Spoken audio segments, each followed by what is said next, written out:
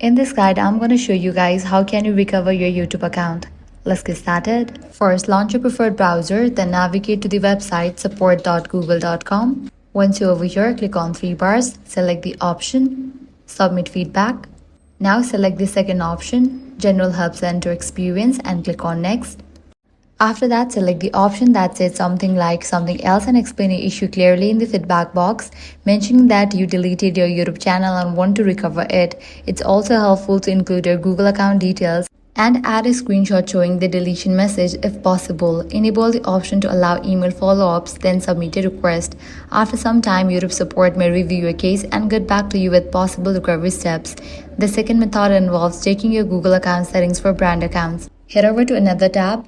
Now go ahead and type in myaccount.google.com/brands. Here you may see options related to deleted or pending accounts. If a YouTube channel was linked to a brand account and recently deleted, you might see a restore option available. Simply select the channel and follow the prompts to restore it. However, this option only works if the deletion is still within the recovery window and the account is eligible for restoration.